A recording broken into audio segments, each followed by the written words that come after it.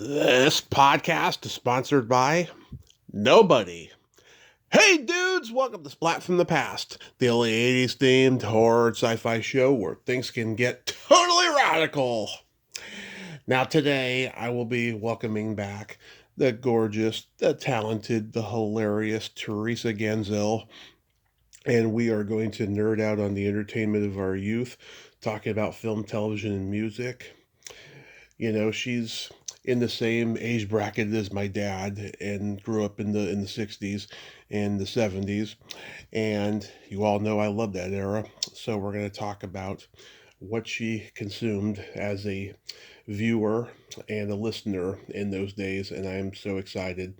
I had Teresa on a couple years ago. You know, everybody remembers her as one of the tea time girls on the Tonight Show with Johnny Carson, and she was in the toy and Transylvania 5000, which celebrates 40 this year, and so many other great things that she's done in her career.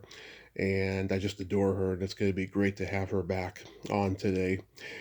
And I am just loving Christmas December. I'm having so many great guests on, and it's been an amazing month. I just can't tell you how blessed I am. I mean, I am just truly blessed.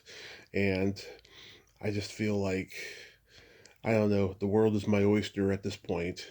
I mean, I know that's such a cliche, but, you know, the world is your oyster is an old timey saying, and I do believe it 110%. So, yeah, here is my new interview with Teresa Ganzel.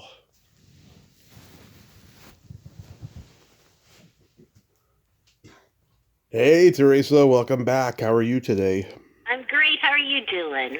I am fantastic now that I'm here with you. Excellent. So, going back in time, do you remember the first movie that impacted you as a child?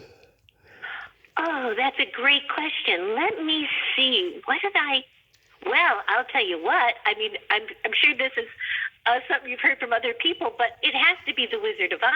Oh, And yes. I remember I was just every year my family would watch it together, and when I must have been 4 years old or something, and my dad had been out of town on a business trip, and the whole family was supposed to get in the car. My mom was going to drive us to pick my dad up from the airport, Yeah. and I threw a temper tantrum, and I said, "I'm not leaving the house. The Wizard of Oz is going to be on." I didn't care about picking up my dad. I wanted to watch The Wizard of Oz, so I was in love with that movie.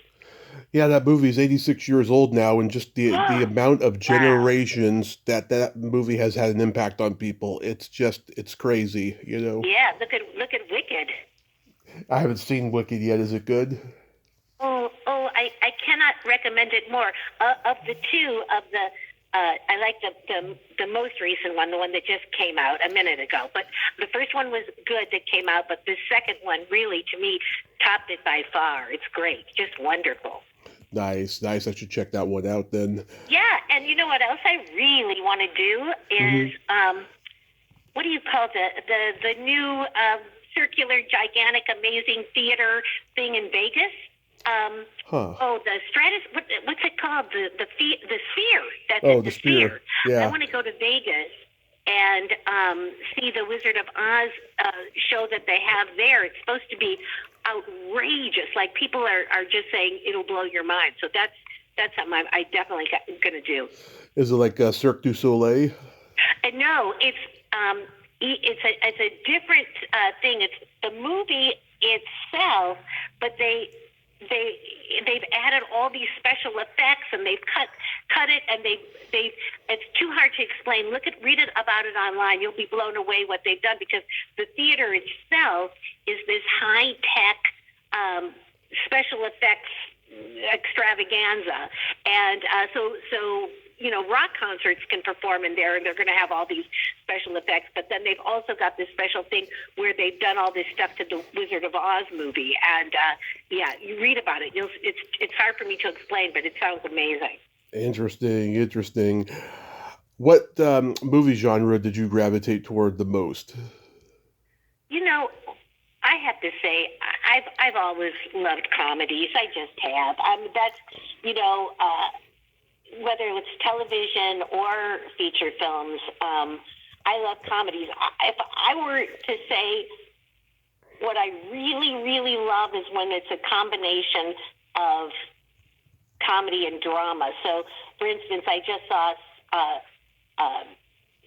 the Hugh Jackman, Kate Hudson movie, Song Sung Blue. Okay. And it was, it's probably my favorite film of this year because it's hilarious and it also breaks your heart. And when you have both things going, that's my favorite.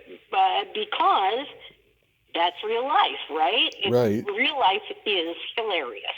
And it also breaks your heart. So to me, that's the most honest storytelling there is that. Well, I guess you would call it a dramedy or something. That's what I really love. Yeah, I mean, I grew up loving comedies from, all the comedy masters, Mel Brooks, Neil Simon, Woody Allen, Blake Edwards, people like that. Yes. In fact, okay, so I'm going to do a little like showbiz reminiscing. Okay, I adore Woody Allen. I adore him so much, and I mean, I know all the controversy and everything, but I can separate like real life stories as opposed to what an artist puts out there. So I'm going to continue to be a Woody Allen fan forever. Yeah. And in fact, I never got a chance to meet him or anything, but I was telling somebody recently, back when I was working with Second City, the thing that I was the most proud that I did is I wrote a sketch called Rain Woman, where it was a combination of, I was basically doing Dustin Hoffman and Rain Man, but it was combined with Annie Hall. Yeah. It was scenes from Annie Hall that I was acting like, anyways. So I adore Woody Allen. However, the other people you mentioned, I actually got to meet, like, even if I didn't work with them or anything, I got to meet them. So Neil Simon, I went to see Laughter on the 23rd Floor, and a girlfriend and I, during intermission, which I love the show, during intermission, a girlfriend and I, rather than sort of hanging with the rest of the crowd in front of the theater on the sidewalk, we happened to go out in the alley to discuss the show. And who should come out of the stage door in the alley but Neil Simon? So me and my girlfriend, we just started gabbing like, "Oh, Mr. Simon, we're so honored to meet you, and well, this was the greatest show we ever saw," and blah, blah, blah, blah, blah, blah, blah. And he looked at us and he went, I'm actually meeting the real Pigeon Sisters. That was a great moment. And in fact, I was disappointed. Recently, I had done a play with Marissa Winokur and Melinda Peterson, and somebody compared me to Felix in Neil Simon's The Odd Couple, and then so I was going to be doing that female Odd Couple because of that review. Somebody saw it, and then whatever COVID hit, and it never happened. But I was already in rehearsal for it when COVID hit, and so I really, really wanted to play Felix basically on stage so badly. And then Blake Edwards, I actually bought Blake Edwards' sofa at a used store, and it was a fabulous sofa. And then I had an interview with Blake Edwards, and I got to tell him that I was sitting on his sofa. And he said, "What do you mean?" And I told him I described the sofa, and he goes, "Oh yeah, that's a great sofa." So I got to meet Blake Edwards and talk to him about his sofa. Met Neil Simon. I don't remember who else you just mentioned, but yes, the comedy greats. Oh, Mel Brooks. Yeah, Mel Brooks. I got to meet Mel Brooks. I auditioned. I didn't get it, but I loved meeting him, and it was a very fun meeting. We laughed. We talked for Spaceballs. Oh, yeah. Auditioned for Spaceballs. So, yeah, no, I'm a big Mel Brooks fan, definitely. Huge, yeah. I mean, Young Frankenstein is one of my favorite comedies of all time. Oh, I love it so much. I was watching, the new Frankenstein, which is a masterpiece that just came out, and I loved it so much. And yes, I couldn't help myself. I was thinking about Mel Brooks' Frankenstein at the same time. Yeah. Yeah. Also a huge Charlie Chaplin guy.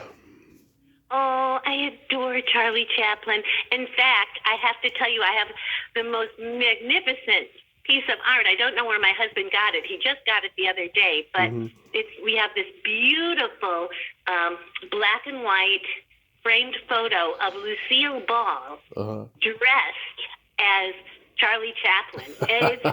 It's magnificent. So talk about combining two of the greats, Lucy and Charlie Chaplin. Yep.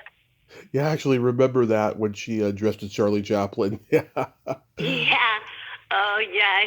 I also, it's funny, like you mentioned Charlie Chaplin, and when I was a teenager, most teenage girls, had posters in their bedroom of, Right.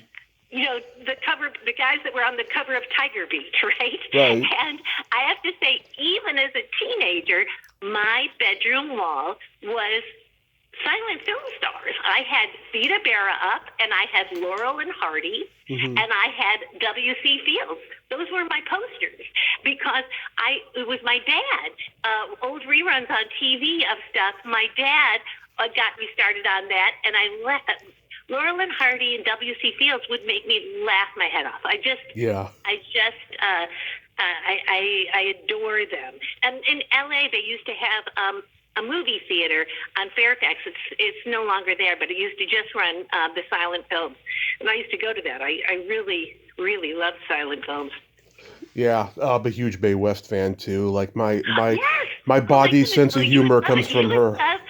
My place here because also we have in the hallway, this is courtesy of my husband, a beautiful framed picture of Mae West, a photograph of Mae West from her apartment that Diane Arbus shot. So Mae is already in her 70s, and it's a piece of art because you see this strong master of comedy who's been around the block a few times, and so if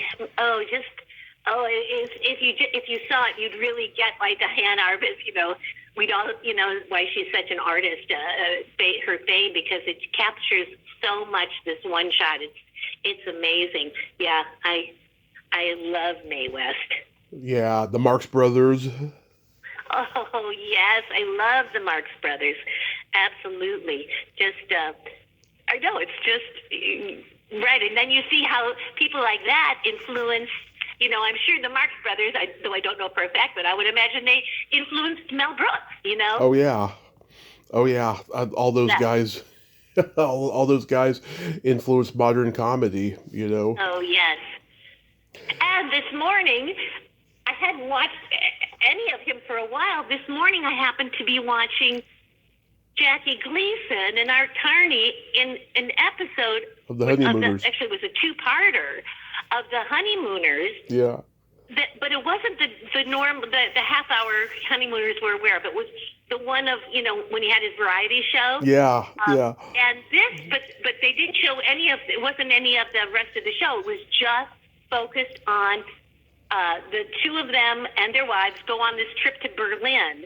And I can't believe I never saw this before, or that it's not more famous. It's like iconic comedy because these two episodes were incredible. Jackie Gleason does a dance in the show that is so hysterical. You can't believe it. A guy that big to be dancing like that, it's amazing. And I could just go on and on about it, but it was just like, I was like, it's just comedy genius. You can't believe your eyes. He was way ahead of the curve. Yeah. He sure was.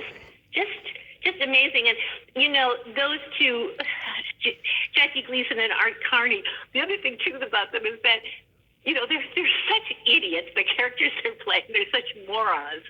Yeah. But the thing that makes it really, really work is that you love both of them. Oh, yeah. You just like going, they're idiots, but I love them. It's such a perfect comedy of vulnerability and being just hilarious. Yeah. Yeah. Like it when he would do that. Will you stop that? That always made me laugh. Oh, yes. When they lose their temper with each other. Oh my God, it's priceless. Oh yeah, if you go. Well, also when he's that way with Alice. Oh my goodness. It's just brilliant. He wants to kill her, and by the end of every episode, he's like, "Baby, you're the greatest." Yeah. Yeah, if you go see Jackie Gleason's Dean Martin roast, oh my God, they just rip him a new one. It's so hilarious. Oh no, I have now shame on me that the fact that I haven't seen that. It's the Dean Martin roast, and they're honoring Jackie Gleason. Yeah, and it's got I Art gotta look Carney. that up. I gotta watch that on YouTube. I would love that. Yeah, Another comedy genius is Dean Martin. yeah, oh yeah, loved him. Loved him. Ugh, I Yeah. loved him. Boy, oh boy, now I remember that as like when I was watching Dean Martin on TV. I think I was more like a teenager. It was more those years. Hmm. I just adored him. Yeah, he was the greatest. When you were growing up and living in different places of the Midwest, did you ever see the $1 Million Movie?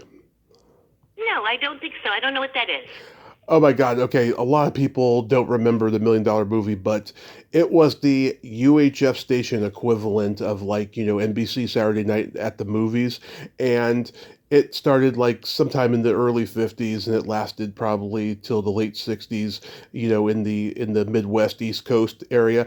And it was funny because in those days, they had trouble getting licensing for movies because they thought TV was a fad and that it wasn't going to last long. So they would show the same movie every night until they got the rights to another movie, and it was crazy. That's great. Yeah, but Well, that. I don't remember that. I do remember though that certain movies that I watched played so often. It felt like they were always on television.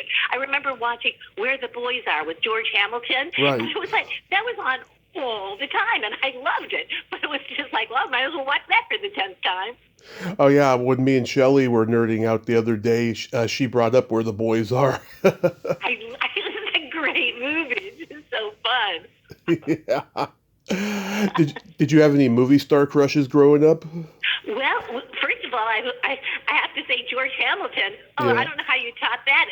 And in recent years, a girlfriend of mine was working for George. Hmm. They were trying to get some projects produced and everything, and they were a group. I forget what charity group it was doing a big honoring George Hamilton in Palm Springs glamorous dinner and dancing event. And my girlfriend said, "Okay, you guys can come and you can sit at George's table." And I was like, "Are you kidding?" She goes, "No, I'm going to put this together, blah, blah, blah." And I said, "Well, let me sit next to George. Can I please at dinner? I want to be the person." She goes, "Oh, Teresa, I can't promise that at all. It's all up to George. There's a cocktail hour before we sit down to dinner, and George is going to give me the high sign. He's going to mingle with people. Hmm. And once he finishes mingling with people, he's going to let me know who he wants to be sat next to him." So there was my opportunity. So I talked up George during the cocktail hour, and the next thing you know, I was sitting next to him at dinner. It was great. So there, I got to fulfill my crush as a grown woman sitting next to George Hamilton, and I was in heaven. I saw him at the Hollywood show back in June, and I wanted so badly to go to his table. I was so sidetracked, like, talking to all my podcast guests there and meeting other people that I didn't get to go meet him. Oh, I'm sorry that you didn't. Of course, he couldn't be more charming. He's a real raconteur, as you know. He tells the funniest stories. It's not just that he's handsome. He is hilarious. He's so Yeah. funny. And yeah, I didn't see him. I didn't go to that signing this last June, but it was either the June before or the one before that. I can't remember. Point of the matter is, I was there, and George was there, and he, of course, remembered me. It's a long story because, again, my girlfriend and him and da-da-da. And so I talked to him there, and he's the greatest. Yeah. And he's still going strong, right? And not only is he going Oh yeah. strong, he's looking fantastic. Oh yeah. He's got in his 80s and he's still going strong. Yeah. He's moved to Florida now. He's in Florida now, but he's still got some wonderful projects in the pipeline too. Yeah. God, I had a huge crush on Cary Grant. Oh, you have great taste. I mean, come on. How do you top Cary Grant? Again, there's a great other example of somebody who's really funny and sexy, like both. Yeah. You know, it's hard to get both. And Cary Grant is like George Hamilton, so funny and so good looking. Oh yes, Natalie Wood was another one. Yes. Oh, Natalie Wood in this time of year, right? I mean, she's Yeah. the first time we saw her, Miracle on 34th Street. She was already magnificent. You couldn't take your eyes off of her. Yeah. Oh my God, that's my favorite like classic Christmas movie. I mean, I do love It's a Wonderful Life too, but Miracle on 34th Street is my favorite. Me too. I'm on the same. Yeah, Miracle on 34th. Yep. Oh yeah, I wanted to interview the kid who the kid who pretty much rocks the boat and gets Santa in a lot of trouble. The janitor kid who said, the psychiatrist said this and that, because he was still alive like at the time I started my podcast, but he passed away before I could get an interview with him, unfortunately. Oh, I'm sorry. How long have you been doing your podcast? 8 years. Oh, congratulations. That's great. Thank you. How many interviews do you think you've done? Well, my next interview after you will be 2,500. Holy cow! Yeah. Oh my God! Wow, that's impressive. Thank you. Yeah. I mean, if you have a passion, go for it. That's all I can say. Wow, that's really, really, congratulations. That's impressive. I never thought you were going to say that many. Wow. And that's so great because obviously you have them archived, right? So you'll always have this great history. Oh yeah, lots of history, because there's only a handful of people that are truly archiving history the way I am.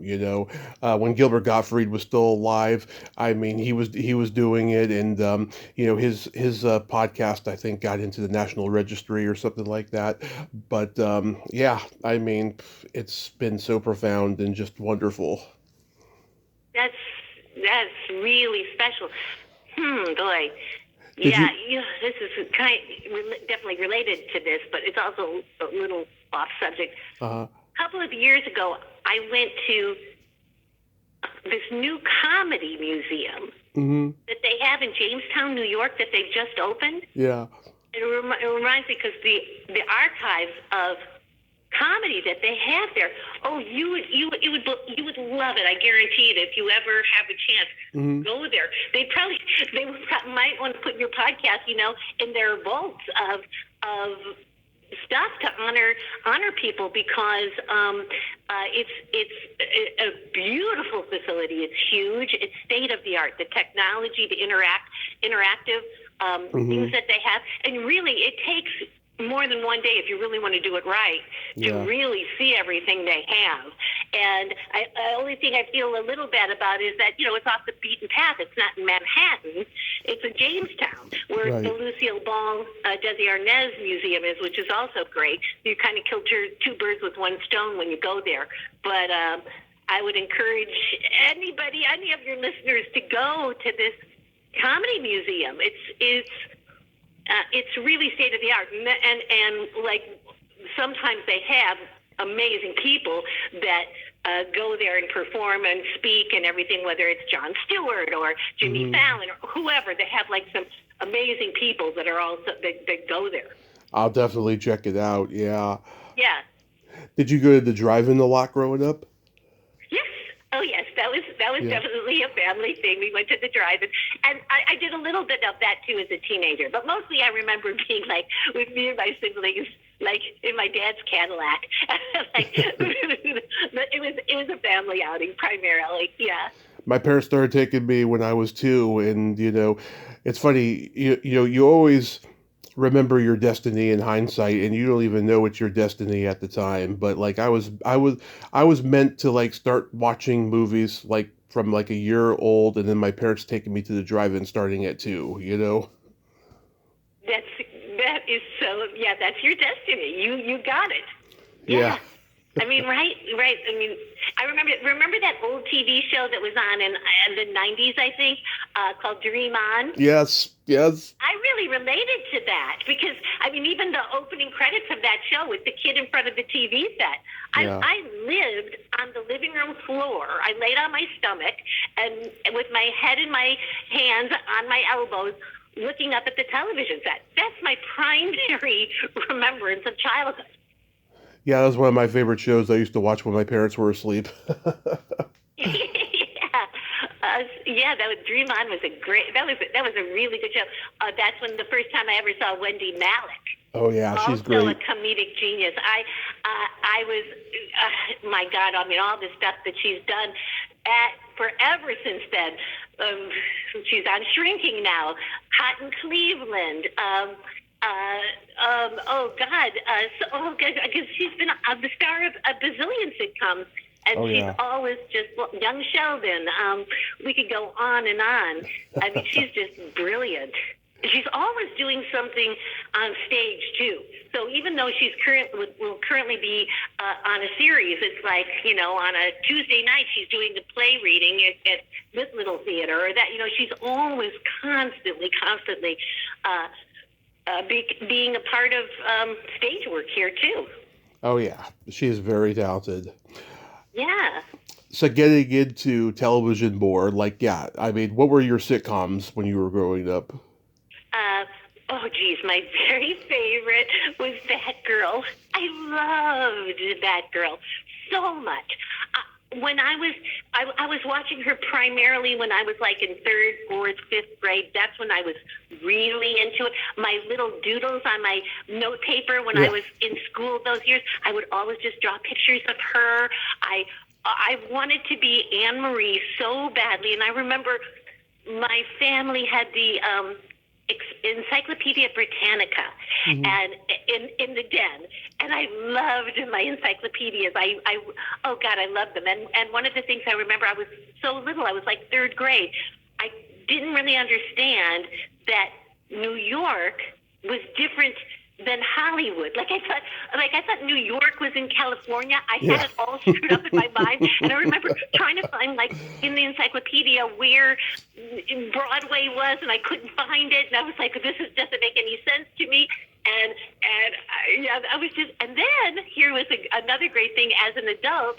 I did a pilot for Paul Witt and Tony Thomas. Mm-hmm. And the star of it, well, I was the female lead, and the star of it was Ted Bessel. Yeah. McDonald. And I mean, my head almost exploded. I thought, I couldn't love any show more than That Girl. And here I am working with her brother, and I'm working with Donald. Yeah. And it's like, I thought, I've manifested this. Yeah. Yeah. Yeah. Yeah. Oh my God. That show was, it just, I mean, that's really what I would say the main reason I became an actress, because I wanted to be that girl. Wow. Yeah. I mean, like everybody, I love Lucy. Is one of my favorites. Yeah. I got to meet Little Ricky at the Hollywood show, and that was fantastic. Oh, how great. That's really great. And I got to meet Lucy Arnaz. I never got to meet Lucy, and I really regret that, because I had a window of opportunity. She was teaching a comedy class. I interviewed Lucy. Yeah. Why didn't I take that class? I was an idiot. I should have done that. I really regret that. My friend Taylor Negron was in that class. I didn't know Taylor yet. I would meet him shortly after he was in that class, but I was like, damn, Taylor had great stories about being in that class. I would have loved that. I love Taylor Negron. He was great. Right? He was, oh my God. Taylor and I, he made me laugh so hard. I did a play with Taylor. I knew him socially before then, and then we did a play together. Mm-hmm. And we had so much fun together. And then Taylor owned a house in France, and he invited me to go with him to his house in France. Taylor and I traveling together. Oh my God, it was Laurel and Hardy. Taylor and I traveling with us, first of all, us in Paris was one thing, and then in the rural countryside of France. It was, somebody should have had a camera on us. That's all I can say.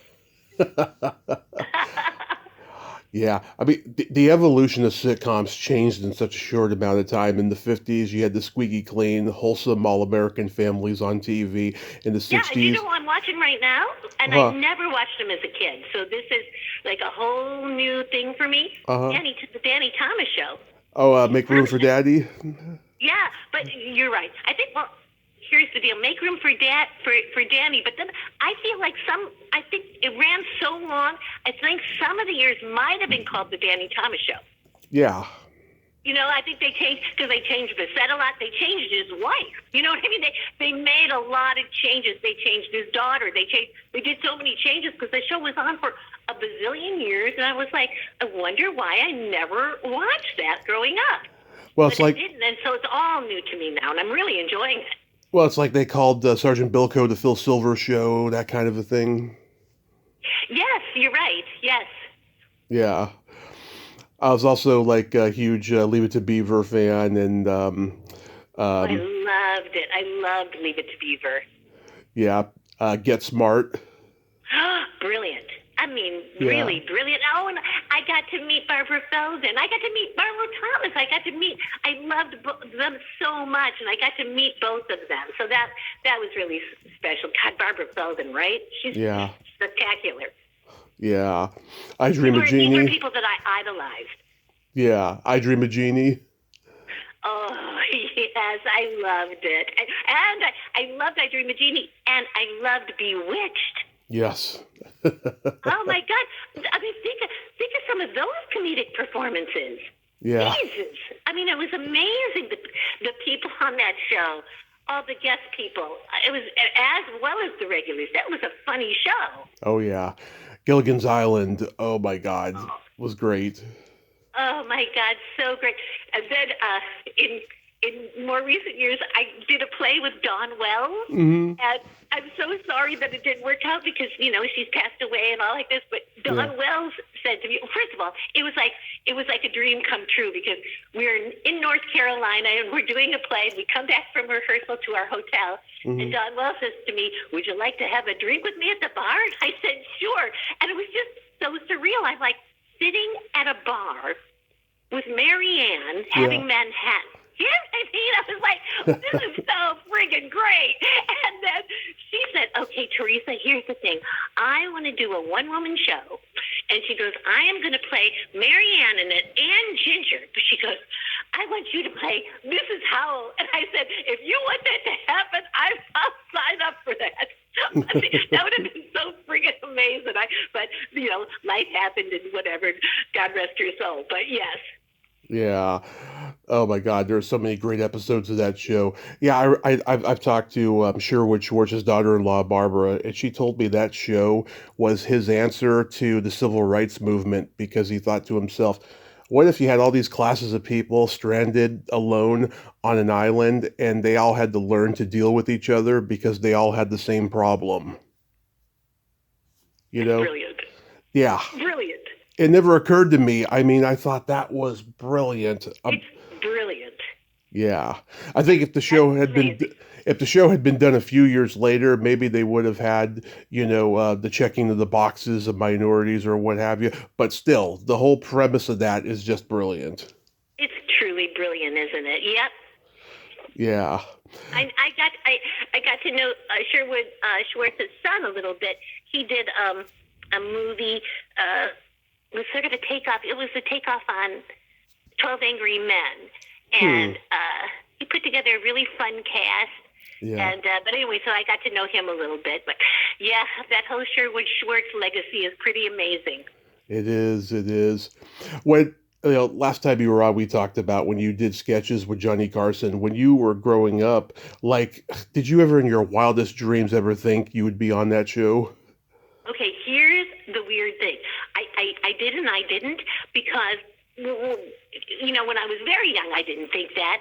But when I was moving to Hollywood, I was 20 years old, and I don't actually remember this, but my friend Greg and his friend Joe, the three of us moved here together in his, Toyota Corolla, and I sat in the back seat, and Greg says he remembers this as clear as a bell. He said, you sat in the back seat chewing your gum, because I used to chew gum all the time, and he said, you were chewing your gum, and you said, okay, here's my plan. Here's my plan. I am going to get on the Johnny Carson show. That's what I want to do. I want to get on I want to do game shows, and I want to get on the Johnny Carson show. Yeah. And Greg was like, how are you going to do it? And I go, I haven't figured that out, but that's my intention. That's what I'm going to do, and that's what I did. Isn't that kind of crazy? Yeah.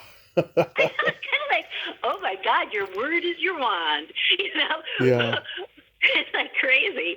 In the 60s, Skitch Henderson was the band leader, and they always erase tapes in those days. There's so much footage of the 60s Johnny that's not available out there, sadly. But the moments that are available, oh God, are just classic. Like when Ed Ames was on and he threw the knife at the crotch. God, that was so hilarious. And Johnny said, "I didn't even know you were Jewish." It's just so quick-witted. It's just amazing. You know, listen, you can't top Johnny Carson. I have to say, the other day, I was so impressed with David Letterman on Jimmy Kimmel. David Letterman, Yeah. again, talk about a comedic genius. Yeah. Watching his interview and the stories he told, I went, that's somebody that really knows how to do panel. He Yeah. knows how to tell a story when you're on a talk show. I went, David Letterman, I can't put him higher on a pedestal. I think he's brilliant. Yeah, and he was just updating Steve Allen and Ernie Kovacs. Yes, yes. You know, Oh, yeah. that's what What was the Ernie Kovac's character I love? Percy Dove Thompson. right.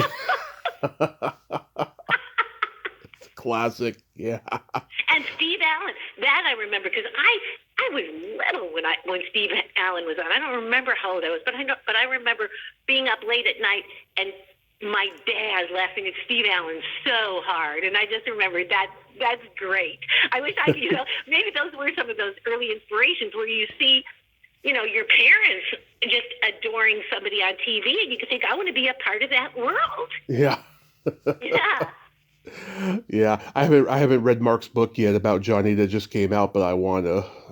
Yeah, I haven't either. I heard I wasn't in it, so I thought, nah, I don't need to read it. Oh God, how can he leave you out? I know that's no, but he did a podcast interview with me that Yep. was really wonderful and really satisfying. So I'm glad I was in that part of his honoring Johnny. So yeah. Yeah, that was a great talk you two had, and you two took Yeah, thank you. I thought so too. It really was. Yeah. Yeah, and you two took the picture on the park bench. Oh yes. Oh, you know what? For some reason, I don't even think I ever saw that picture, but I remember taking it. Yeah. Yeah. Cool. Did you see the Beatles on Ed Sullivan? Yes. Oh yes. Yeah. That in later years, I don't really remember this moment of that Ed Sullivan show, but I got to know Charlie Brill and Mitzi McCall. We did a show together. In fact, we did 2 plays together. And and so Charlie and Mitzi told me the story of them being on the Ed Sullivan show the same night as the Beatles. I mean, talk about being a part of a historical night. I mean, my God. One of my favorite interviews I have ever done was Mitzi and Charlie. They were just making me laugh the entire hour, and it was just hilarious. And they told me the story about backstage. They're at the Coca-Cola machine, and John Lennon saw them, and then he's like knocking on their door saying, "Excuse me, I'll need a Coke for Ringo." And they didn't know who Ringo was, right? They didn't know any of the names of the band members. And Mitzi was like, "A Coke for Ringo? What's that? A Jewish holiday we don't know about?" Okay, that's so funny. Oh my God. I'm so glad you got to experience Charlie and Mitzi. Weren't they special? They were. Yeah, they were just 2 of a kind, 1 of a kind. Yes, and I'm sure they told you this story. I love the fact that they met in Jerry Lewis's class. Oh, yes. I mean, let me tell you something. I've heard a lot of people say bad things about Jerry, but they were one of the ones who had nothing but good things to say about Jerry. Yes, yes, and I have to say, Jerry Lewis is one of my all-time favorite people ever. Mine too. Talk about movies you watch when you're growing up. Yeah. Oh my God, I would go crazy for those Jerry Lewis movies. And then as an adult, I saw him in Damn Yankees on stage, Oh, yeah.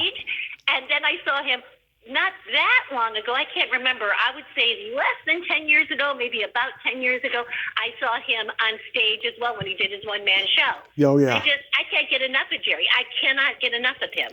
When I was a kid in the early 90s, his movies would be on when I was at school. So my parents would record them, and my grandmother would make me homemade French fries when I got home from school. And so I would have Jerry Lewis movies and homemade French fries, and it was the life, I tell you, Teresa. Okay, I cannot even imagine a better combo. But homemade fries from Grandma and Jerry Lewis. Yeah, the best. Sounds great. That sounds so great.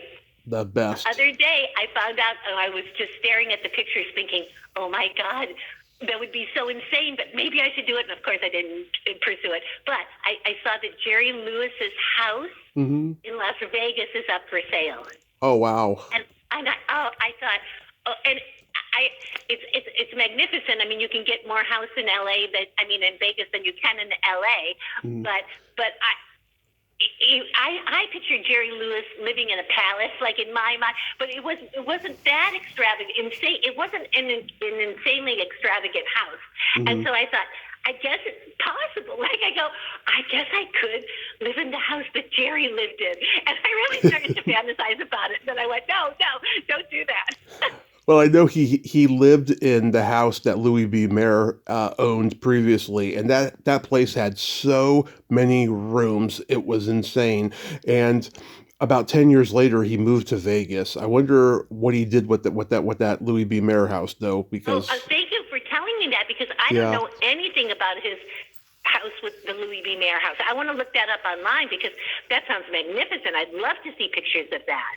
Yeah, the Louis B. Mayer estate, I think they called it. Yeah. Did you like Gidget when you were growing up? Okay, I can't believe you were to bring that up. I loved Gidget so much. And to the degree, a couple of things about that. Okay, first of all, I was doing impressions of her. I would wear my hair like how she would wear that little, I don't know what to call it, like a kerchief, but she would tie it in the back. And she would do like other little things with her hair, and I would dress myself like her. I mean, Sally Field is like 10 years older than me. So I was pretty damn young when Gidget was on, you know what I mean? Yeah. And I remember one day being just like walking on the sidewalk with my mom, and a stranger said, do you know who you look like? You look like Sally Field. That was like the greatest day of my life. Then, as an adult, I was working on some show, being filmed, and the guy with the lighting guy, where they come up and they take the measurement up to your face and everything. Yeah. He said, he leaned down to me and he said, I have to tell you something. He goes, I just finished working with Sally Field. And he goes, you really look like her. And here's the deal. I'm telling you the truth. First of all, when I was a little girl and that stranger said that to me, I'm really a brunette. And so when I have my brown hair, or I guess if you're a lighting guy, you're not kind of looking at the rest of me, you're just looking at my features. If you just think there's a similarity, I'm giving myself a compliment now, but there is a similarity between Sally Field's eyes and I don't know, nose, whatever, and me. And I'm, she's so tiny and I'm 12 feet tall. But if you just look closely at our faces, we do kind of look alike. And I'm such a Sally Field fan that I'm like, oh my God, it was a compliment to me when I was 7, and it was a compliment to me as an adult. I just love her. Did you know that they did a reboot pilot in '69 with Karen Valentine? Yes, I think there is something tucked in the back of my head about that, but I'm not really aware, but I don't know any of the details. That's cool. That's great. I saw it. Yeah, I saw it on YouTube, and Paul Peterson from the Donna Reed Show was on it and stuff. Yeah, I thought she was a very underrated Gidget. I think because she was, part white, part black, I think, people thought, she doesn't fit the Gidget image, but I think she did a pretty good job. I didn't even know that about Karen Valentine. Yeah. No, I didn't even know. Wow. Yeah, I thought that was interesting. Yeah. Did you watch Batman? Of course. Of course I watched Batman. Then, as an adult, one of my best friends was really good friends, like really good friends with Cesar Romero. So many a time I played charades with Cesar Romero. So Charades. And I loved him. So no, I loved watching Batman. Just oh God, I loved it. I interviewed Burt Ward during the pandemic, and he was 75 at the time. He still sounded like he was 20. He never changed that voice. It's still there. Yeah, and what did I'm trying to think what show I was at. The Simpsons, Family Guy, whatever. Yeah. His voice is on. Yeah, exactly. It's the same voice. I love it. Did you watch the Monkees? Oh, of course. Yeah. Oh, yeah. Yeah, I loved the Monkees, and I remember that was all those years where I was watching the Monkees, and then I would go to the supermarket, and I don't think I ever bought a magazine in my life, but I was in the magazine section of the supermarket. I would just stand there and like read every Tiger Beat from cover to cover. Yeah. I had a crush on Davy. Oh, Davy is the one, yeah. Yeah, I saw them live in 1997. I was 14, and it was just the three of them. Michael wasn't there, and they were playing at the at Candlestick Park during a San Francisco Giants game, and they did like 10 songs, and then they drove off the field in a Cadillac. It was priceless. Oh man, that's really great. Yeah. Yeah, that's fabulous. Yeah, I'm always looking. Yeah, those were, and I think my memory. See, sometimes I wish I still had some of my old TV guides because I can't remember. But I think that the Monkees may have been opposite Gidget. Maybe on ABC, I think so. Yeah, I feel like that was like a conflict in my household. Like that, though I watched the Monkees, that my brother definitely wanted to watch the Monkees, and I wanted to watch Gidget. Right. And I think we had to compromise, and sometimes he got Monkees and sometimes I got Gidget. I don't know if that's the truth, but that's my memory of it. You had to have been a Laugh-In fan. Of course. I even remember Laugh-In comics were in the Sunday paper. Yeah. Like Laugh-In was like now it's a funny thing. I love the people on Laugh-In. I mean, who doesn't love Ruth Buzzy and Joanne Worley and Goldie Hawn? I mean, all those people. But when I've seen Laugh-In now, it doesn't hold up for me as much. Like yeah. Why is that? I don't know, but it's because it's more topical. When I saw it as a kid on Nick at Night, it was chopped up into a half an hour. The full length episodes are on Tubi, and I watched them. I could see why they were chopped up. Not every joke works. Yeah, it just okay. I'm so glad you agree with me. Yeah, I'm kind of like this isn't working. Something's wrong here. But yeah, it's interesting why some shows really hold up and others don't. Seeing Peter Sellers do the German soldier sketch with Artie Johnson is friggin' hilarious because they're trying so hard not to laugh and they break up. Oh, that's funny. I got to do the Sunshine Boys, to play the Sunshine Boys with Artie Johnson and Ted Lang. Wow. Yeah, so they were the Sunshine Boys, and I was the dumb blonde nurse in the Dr. Nurse sketch. Yes. Yeah, what's her name? Lee Meredith played the nurse in the movie, and they're just looking at her butt and everything. Oh, wait, that reminds me. My butt was very, very active on stage with Ted Lang and Artie Johnson.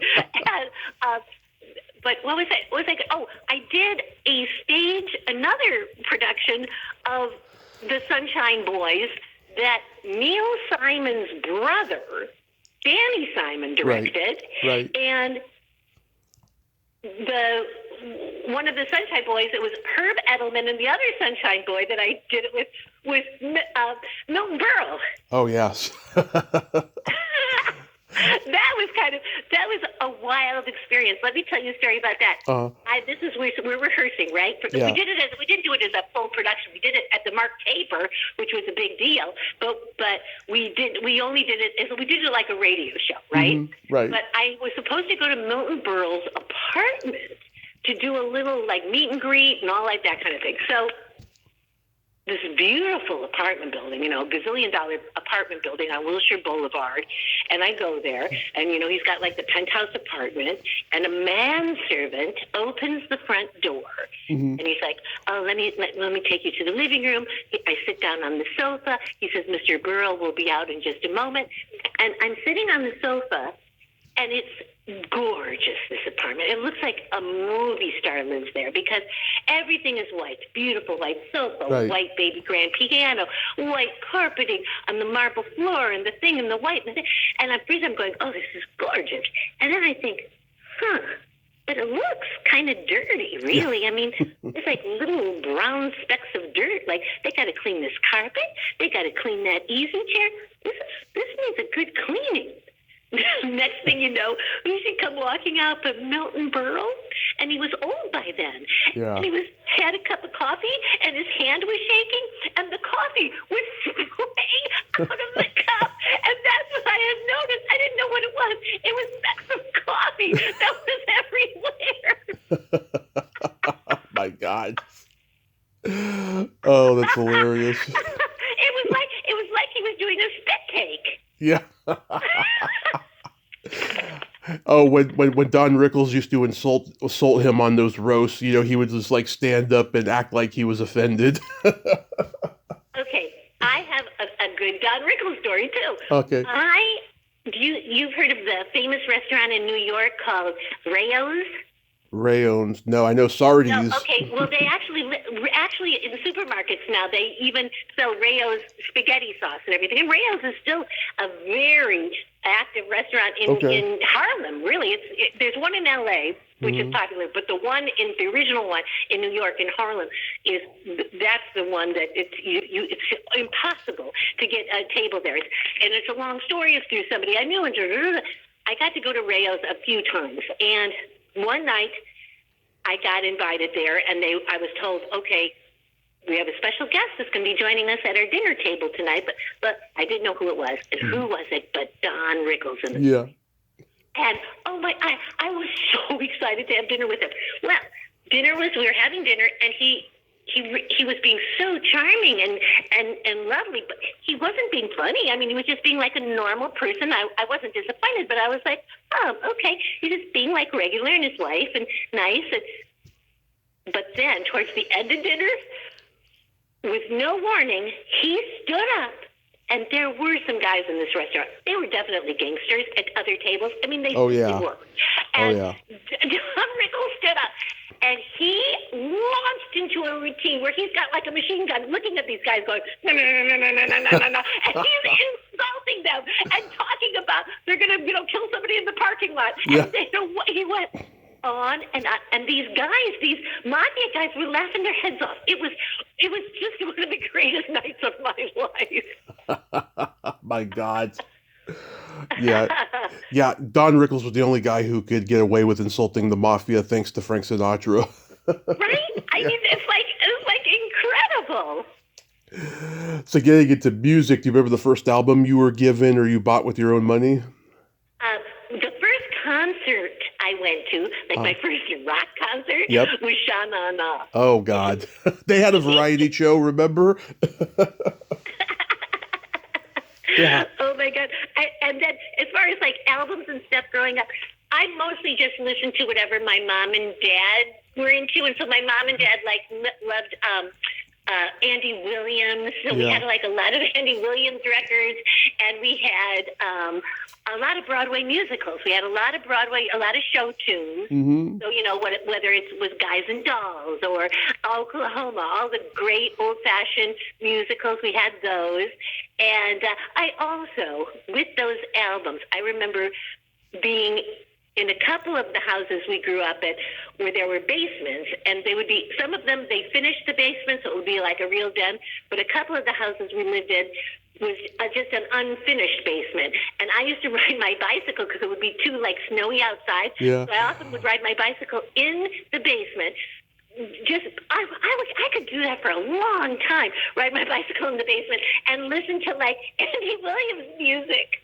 It must have looked hilarious, like it should be a scene in a movie, like some little girls 8 years old, riding their bike in the basement listening to Moon River.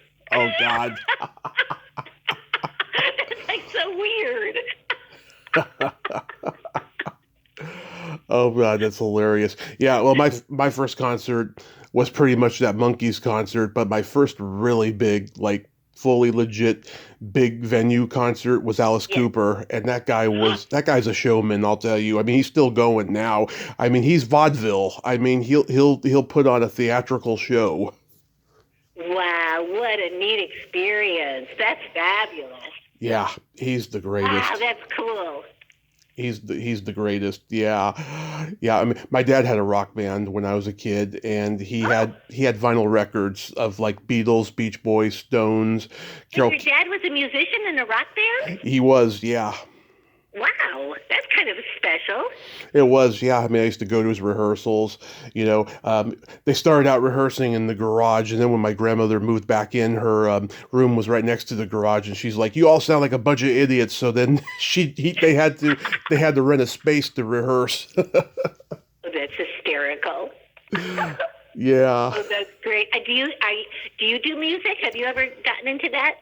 That's one talent I wish I had. I mean, I sang karaoke for 10 years. I can't sing worth a shit, but I love making people uncomfortable. That's good. I love making people uncomfortable. That's good. That's good. Yeah, Yeah. I have no musical talent at all. When Hmm. I was in high school, my high school director said to me, Hmm. pulled me aside. He goes, Teresa, this is you can't tell the other students, but we're going to be doing My Fair Lady next year, Hmm. and if you can get your singing voice up to snuff, I want you to be Eliza Doolin. Well, I thought this is it couldn't get greater than this. So I hired with my little waitress money. I hired the music teacher of the high school to give me private singing lessons. Yeah. And about, I don't know, 4 lessons in, she said, honey, I'm so sorry, but I feel too guilty taking your money. You cannot do this. You cannot sing. And then I moved to Chicago, and when I was going to the Goodman Theater in Chicago, and I thought, you know what? There's a high school music teacher. She didn't know. I need to. Now here I am in the city of Chicago. I'm going to go to a professional singing teacher, and I'm going to hire them. I took 2 lessons with this professional singing teacher, same line out of his mouth. He said, I can't take your money. You can't do this. And I thought, maybe I should listen to them. Yeah. Oh, wait a minute. Then I got to be in this I thought it was great, television, like TV miniseries, a comedy miniseries called Fresno that starred Carol Burnett. Oh, yeah. I remember The it. cast was magnificent, right? Yeah. And I auditioned for it, and some pretty big actresses auditioned for this role. My character was a country western singer, and Yeah. it was just comedy scenes, but there was also singing. There was actually a couple of songs. And when I auditioned for it, I mean, people like Debbie Gibson auditioned, people that were legitimate singers. Oh, yeah. And when I auditioned, in the room, once I got a call back or two, and the producers were in the room, they said to me, "So, and you sing?" And I, with a big smile on my face, I looked at them and I said, "No, I really don't sing." And they go, "Oh, but it's country western music. You can sing." And I go, "Well, I really can't." The next thing you know, I got the part. They sent me music. I was supposed to work on the music. Blah blah blah blah blah. And then when I went to record the music, the producers came in and the network people, blah, blah, and I could see them behind the recording booth in the glass, and their faces dropped like, oh, shit, she was telling us the truth. She can't sing a note. So they had to hire somebody to do an impression of my voice, what I would sound like if I could sing, and then I lip sync to it. And it worked out great, but yeah, no, I'm like you, can't sing a note. Yeah. Did you have comedy albums? Yes. I'm trying to think what we had. We had Bob Newhart, who then I got to do an episode of his show. Yep. We had Bob Newhart. I'm trying to, but we had a National Lampoon album. We had. Oh, love National Lampoon's album that had the what is it called? The Magical Misery Tour song. That's so funny. And so and then later on I got to be in one. It was called, the title of the album was Sex, Drugs, and Rock and Roll. And I actually, even though I'm singing funnily on it, I sing on one of their albums. I actually have a number on a National Lampoon album. Nice. Yeah, it was just kind of. My song is "My Bod is for God."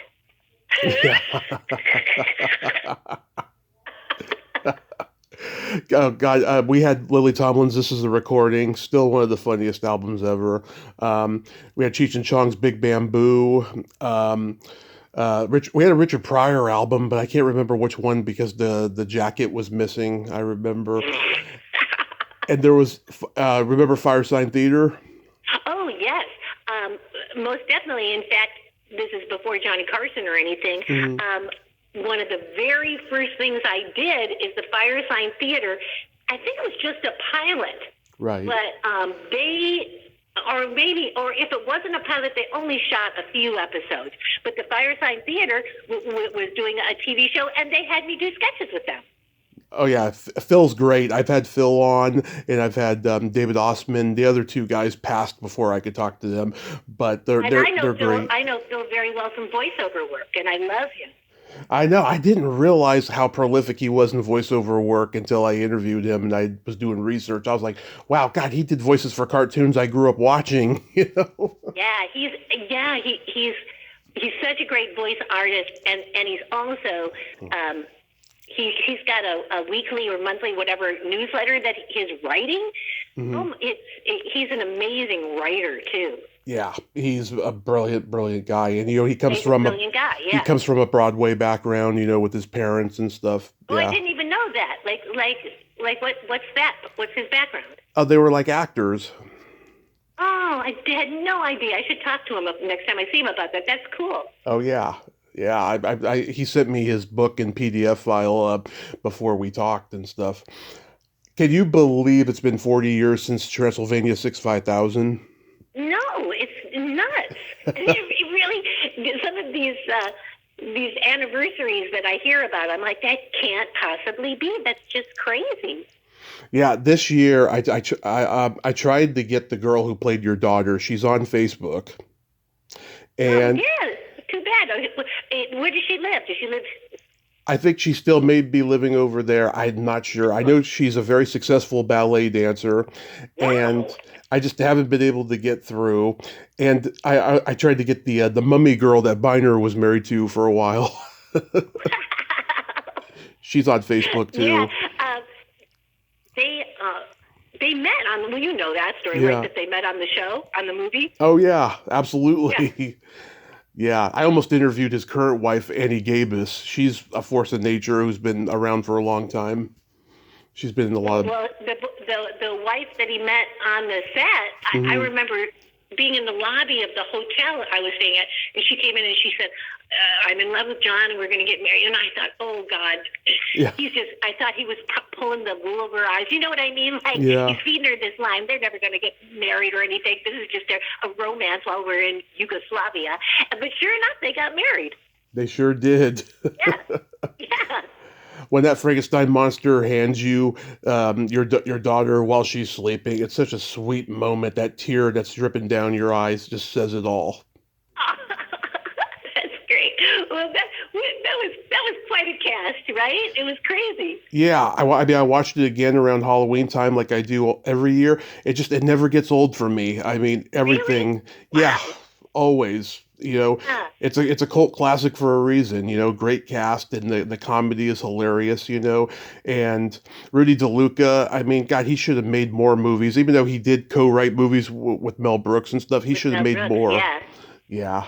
Except I do have. Listen, he's a great guy. Well, everything, but I do have a funny Rudy DeLuca story. Okay. We were shooting a scene, and we had to do a lot of night shoots. So yes, it was probably 3 a.m. So that's why. But we were doing a scene. It's like we finished the lines, and we're like waiting for him to yell cut. Like, okay, wait, there's no way. When's he going to yell cut? And then we finally look up, and Rudy was sleeping.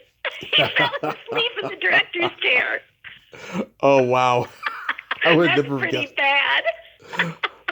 He's such a high energy guy. I would never have guessed that from him. High energy, right? Yeah. But no, directing is a hard job. When he was the homeless guy in Life Stinks, him and Mel Brooks are arguing about who's richer, and it's so hilarious. Yeah, yeah, it's true. So But, do you have anything upcoming you could mention? no, I absolutely don't. And I thought about that. However, I have a plan. Mm-hmm. My plan for because I am wide open, and I've recently moved to this new neighborhood, Mm-hmm. which I love, and there's a couple of like really close to my place, like walking distance. I can walk to a couple of comedy clubs.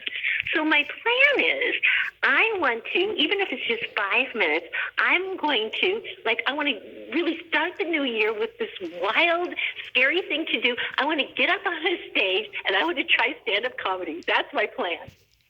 Oh, you should try stand up. You're hilarious. Thank you. Yeah, right, I shouldn't I? Yeah, I don't know why you didn't do it back in the day. I mean, did you ever I hang? don't know either. I don't know why I didn't, but I'm going, oh, well, okay, that will be my thing. You know, Yeah. I'll stand out from the crowd.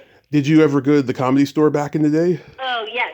In fact, I think maybe I went a little too many times because what was happening is that I knew back in the day, I knew pretty many comics, right? Yeah. And so I would sort of like end up in green rooms. Like I'd be in the audience, but then I'd be in a green room talking to people. And I was very aware of sort of the competitiveness. You know, it's kind of can be a really dark world, that world of stand-up comedy. Oh, yeah. Where you're like, wow, this is kind of seedy, like a competitive underbelly. And so it sort of intimidated me. But I think now I think I'd rise above it. I really do. I think it wouldn't affect me anymore. I would be like, whatever.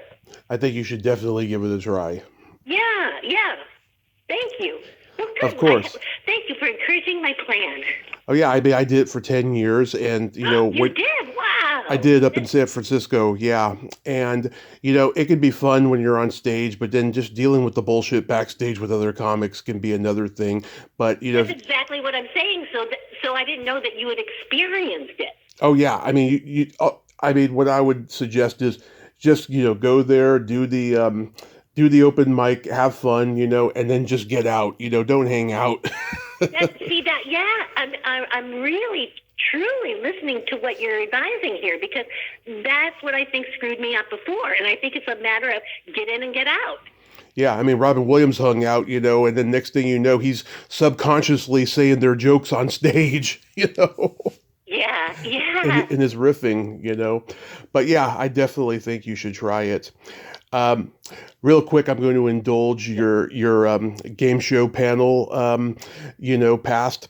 This is my secret silly game, and this is a series of silly slumber party questions. It's no win or lose. It's just pure fun. And how the game works is I ask you the question, you answer it, and then you ask me that exact same question, and I answer it. And feel free to comment on the answers because they might be funny.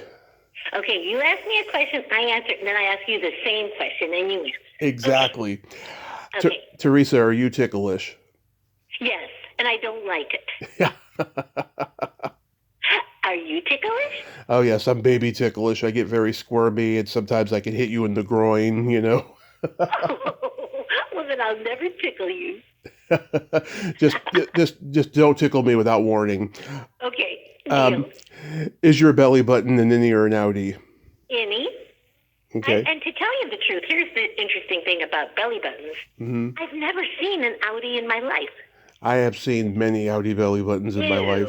Are they hideous? It depends on the person. Sometimes they can actually be quite cute. Oh, cute. Cute, and hence the phrase cute as a button. Yes, exactly. Like Janet Jackson. I'm going to learn to be open-minded about outies. They probably have some really cute ones. How about you? Are you an innie or an outie? I am also an innie. It's very deep. I call it the bottomless pit. Oh, my goodness. My goodness. Yeah. Well, that's special. You see? Okay, good. Yes, it runs in the family, too. Oh, that's funny. I didn't even know that was a trait that ran in families. I don't know. I just think it's a coincidence, maybe. Okay. We'll make sure that we discuss it with our doctors first. Yes. What color are your toenails painted? Oh, they're almost always painted the same. Occasionally I change them, but they are currently and usually a pink. Usually a very like a pale pink. I do my fingers and my toes. Yes. Nice. Yeah, I like it. Every once in a while I get a little bit creative in the middle of summer. Sometimes I'll do white. Sometimes I'll do that. But mostly I'm pale pink. And what color are your toenails painted now? They are red, green, and white for Christmas. Are they really? Yes, I've been painting my toenails since I was 13. Okay, that's really, really fabulous. I love that. Yes, and I do the holiday colors like each month. March I do green for St. Patty's Day. I do gold and silver for New Year, stuff like that. That's the way to go. That's great. Wonderful. What would you say is your best personality trait? I would say just probably laughing. You're funny, is what you're saying. Yeah, I guess. And then for me, here's one of my personality traits. forgetful. I'm very self-absorbed. Okay, not enough about me. What's your best personality trait? Being that I'm a Gemini, I have empathy and I have no filter. Listen, very specifically, there's certain signs that I find that I repeatedly have close relationships and friendships with, and then a lot of signs that I don't seem to have much connection with. Gemini is a sign that stands out from a crowd with me. Like I really do connect with and love Gemini. Yep, I am one. Yeah, they're great. Geminis are great. I always feel like they're smart. I feel like it doesn't make sense that I feel one sign is smarter than the other, but I do. I feel like they're interesting. They're fun. I like the fact that there's more than one asset to them. Like I feel like they're multifaceted people. I love them. Yeah, we're two personalities, Yeah, and that's less boring. It's better to be that way. absolutely. What is your guilty pleasure? My guilty pleasure. My guilty pleasure would be probably popcorn. Oh, I eat so much popcorn. my mom does too. My mom is a popcorn junkie. My mom's a popcorn junkie. When I was a kid, we would have lunch before going to the movies, and she would steal salt packets just so she could put extra salt on her popcorn at the movie theater. Wow,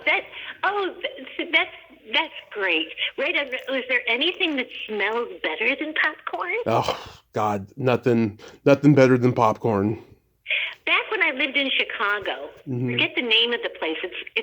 I'm just forgetting the name, but it's a well-known popcorn place, and they had cheddar cheese covered popcorn, and I used to eat that instead of dinner, instead of lunch, I would have cheese covered popcorn.